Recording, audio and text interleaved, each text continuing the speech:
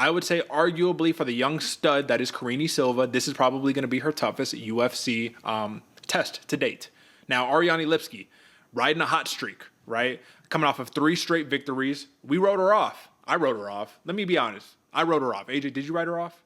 No, man, I've been a fan of the Queen of Violence since day one, Derek. I'm pretty sure I bet on Ariane Lipski on all 3 of those fights, too. You probably did. You probably did. But I wrote her off because of the lack of grappling. I said, listen, she's great when she can keep the fight standing. When she gets taken down, it becomes a real problem. What have we seen? Well, behind the scenes, she's been training with the Lioness, Amanda Nunes, right? She's been working on the takedown defense. Now she's not letting fights get to the ground. And when she stays on her feet, she's a very, very dangerous opponent. Now, Karine Silva. She looks like the future, AJ. So let's talk a little bit about that. Minus 130 was the open for Ariane Lipski. Plus 110 for Karine Silva. To me, speaks volumes because though she is a dog, she's hardly a dog at open. And that means the odds makers are saying, yeah, this tenured UFC vet who has fought the likes of Casey O'Neill, Melissa Gatto, Priscilla Cachoeira, Montana De La Rosa, Antonina Shevchenko, Luana Carolina, the whole damn near roster of the people that aren't quite ranked but are like in that 15 to 30. Yeah, you're like a coin toss with her. I'm like, wow, that's impressive. What do you think about Karine Silva? What is the ceiling on this young stud? Wow, ceiling, man. I love Karine Silva going into this fight. Well, and it's hard to say with all the love I just gave Ariane Lipski, man. Karine Silva has the potential. She is the style of fighter that's going to be the future of the division, man. And what I like most about her is she doesn't have, well, she has power, but it's not power you can perceive until she cracks you one with that left hand. And then you're looking, right? You're seeing things. And then that's when Karine Silva is able to implement the rest of her abilities. She has a well-rounded package. Now it's just time to prove it against these upper more elite fighters. She's getting people out of there, man. She's dispatching people. And you're right. It's unassuming power, almost not even power, it's precision, which turns into power, because you've seen in 2 of her last 3 fights, she's gotten the takedown, but that takedown came in the form of dropping her opponent with a nice left hook, right hook, whatever came down the pipe, right? So she's catching you at the end of her punches. You have to really take her serious because her ground game is legit. If we're taking a look just at her last 10, man, Karine Silva, she has, yeah, just to be clear, 8 straight finishes right here through submissions and TKOs right here. She's smashing people. It's not even close. But then again, look at the names of the people that she's fighting. And we haven't seen a serious name until we get to Marina Moroz. Really, Poliana Botelho, solid fighter, right? But Marina Moroz, that's when you're like, oh, okay. All right, gotcha. And she got her in like the last couple seconds of the first round. Terrible, terrible. But let's talk about the actual X's and O's. But before we do that, let me actually talk about the current odds right here. AJ, a line flip has been made. Ariane Lipski opened at minus 130, currently sitting at a plus 130 dog, full 180, minus 150 favorite is Karine Silva. And that's why now I want to talk about X's and O's, because now that Silva is a current favorite against Lipski, what's the path to victory? Are we going to see a blast double take her down? Is she going to stand and trade with Ariane Lipski? Because I'm not sure if that's going to be the greatest approach to this fight. She's less output, but a little more precise through and through. So what do you think?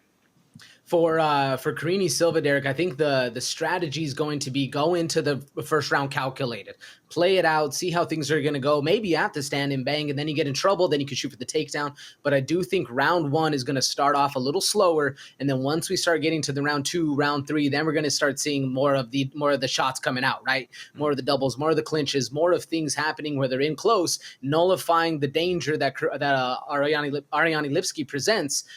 But man, that's to say, if Ariane Lipski doesn't put one of those long combos to you, you're not going to be feeling it, because that's one of my favorite things about Lipski. She can hit those combos when you think you're exiting, and she still tags you on a couple. That's funny. You took the words right out of my mouth. That was going to be the first thing I was going to talk about. She strings the combos together as well, but more important than that, look at the contrast of the two style of fighters. Karine Silva, she's a flowy striker. Lots of kicks, man. Those 1-2, wow, like Muay Thai, just leg kick right there, or a kick to the body, or even throwing that kick up to the head. Super quick with it. But she utilizes that front kick. She utilizes these long rangy attacks to stay at range right here. The difference is Ariane Lipski, she loves to control the center of the cage. So my question is, if the fight doesn't look like Lipski circling the cage and instead it's Silva circling the cage with Lipski controlling the center, how do we set up the takedown? How do we set up all that offense that you're talking about? Because that's what was rolling through my mind while I was watching tape on this one. Yeah, no, it's a great question, Derek, because if Karine Silva's on her bike, right? She's trying to avoid the actual striking, but make things go in. You're gonna have to play that kind of possum blitz game, right? Possum her in, blitz her in, and then shoot off, cut an angle one way or the other, and then try to make it dirty. Like, I mean, if you're a Karine Silva fighter right here, you're gonna have to put yourself in danger to where you can make the most of it. But man, that's hard to walk in the middle ground and not expect 4 or 5 punches to come at you. Absolutely. When I'm looking at this and I'm truly assessing this, being completely transparent and frank right here, folks, I do think that Karine Silva is the play. But given that this is a competition, again, we're not going to give you just basic same picks across the board. I'm going to take a flyer on Ariane Lipski, and here's my reasoning behind. Feel free to tail if you would like. If you want to make money, you probably should. But yeah, go follow AJ if you want to. I'll put him back on screen in one moment. No, this is the reality of it. I think Ariane Lipski has the ability to get ahead on pure volume in this fight. I can see Karine Silva getting behind on strikes if she's not able to set up that takedown, because the reality, she gets you to the ground, you're not safe anywhere. She literally has 10 different methods of submissions in her career.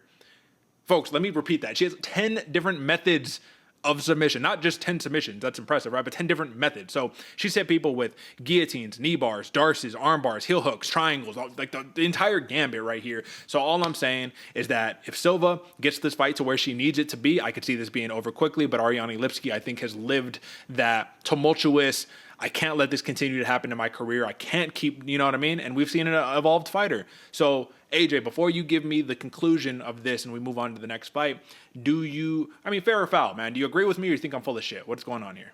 Very fair, Derek. Very fair. I do think Karine Silva, and in fact, when the odds came out and we put this down, I thought I was taking the flyer. I was kind of intrigued why Ariane Lipski was the favorite, the opening favorite right there. It makes a little bit more sense that the odds have flipped, so I can see Karine Silva being the more evolved and complete fighter. But it's hard to say that, man, because I love Ariane Lipski. I love the Queen of Violence. I do think if toes, if they're putting toes in between the tire, you know what I'm saying, going toe to toe, Ariane Lipski has a good shot at getting this fight won. But if it goes like how we think we are, I'm going Karine Silva. All right, right on. So I got Lipski, AJ has Silva, and before we exit, do you have any method of victory, or are we just calling it a day? Oh man, if it's Karine Silva, I'm saying submission. Yeah, I mean, that makes sense. 10 different submissions, brother. You're right. That's right. Ariane Lipski, give me just straight money line right here. We're taking her at dog odds, plus 130. You don't need to mess around with anything else. Just take the juice and keep it pushing.